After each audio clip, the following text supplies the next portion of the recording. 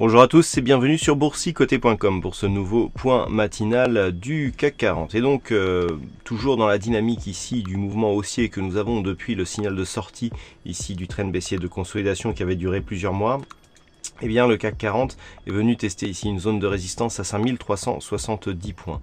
Alors, on est venu d'une manière assez directe, vous voyez comment le mouvement qui s'est créé à partir du moment où l'on a cassé ici les 5294 points a été direct, il est bien resté ici le long de la bande de Bollinger supérieure et il se stabilise ici au contact de cette résistance. Donc cette résistance elle est confirmée.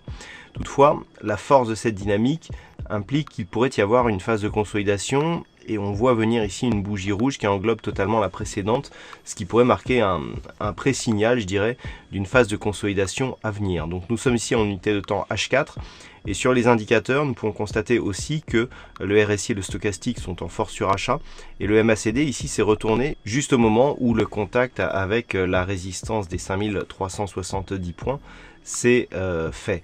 Donc on est sur un signal potentiel mais qui n'est pas encore confirmé. Si nous regardons ici cette dynamique, eh bien, on a des cours qui se stabilisent, on a ici une petite bougie rouge, mais il n'y a pas encore de signal de consolidation.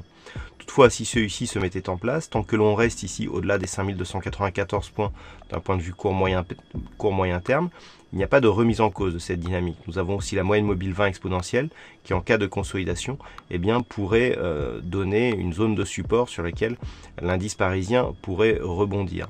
Si nous avions une phase de consolidation qui se mettait en place à partir de ces points hauts significatifs, dans ce cas, on pourrait tracer le retracement de Fibonacci pour voir un petit peu où cela pourrait nous mener. Mais actuellement, on est sur une petite phase de stabilisation temporaire, très court terme ici. Vous voyez que d'un point de vue de l'unité de temps M15, on vient juste ici tester la moyenne mobile 50 arithmétique, même si effectivement il y a un contact ici avec la bande de Bollinger inférieure. Donc il est très possible que l'on ait ici une phase de consolidation temporaire. Si par exemple les 5369 points ici venaient à se comporter en tant que résistance en ce début de matinée, eh bien on pourrait s'attendre effectivement à une poursuite du mouvement, voire à une petite consolidation. Si tel était le cas, on pourrait revenir ici sur une zone intermédiaire qui se situe à 5354 points dans un premier temps.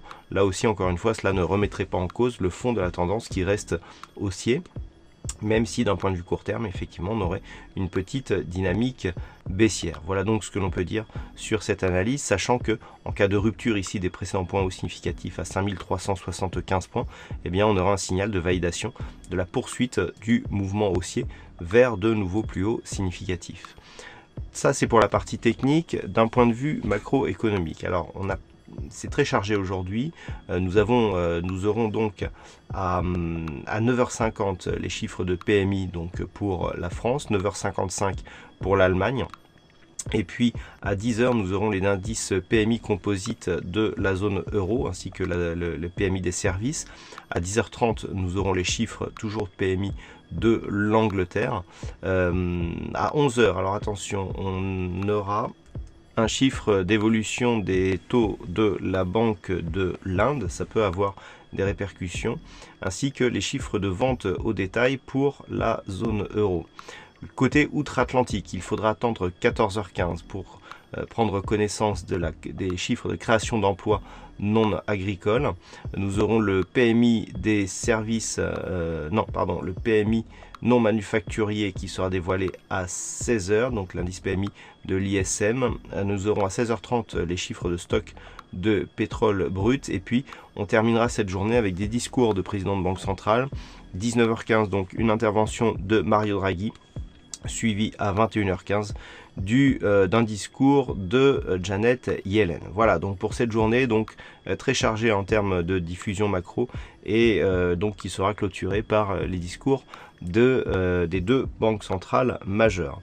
Voilà donc pour cette analyse et ce point matinal. Passez de bons trades et on se retrouve toute la journée pour d'autres analyses techniques toujours sur le site boursicoté.com.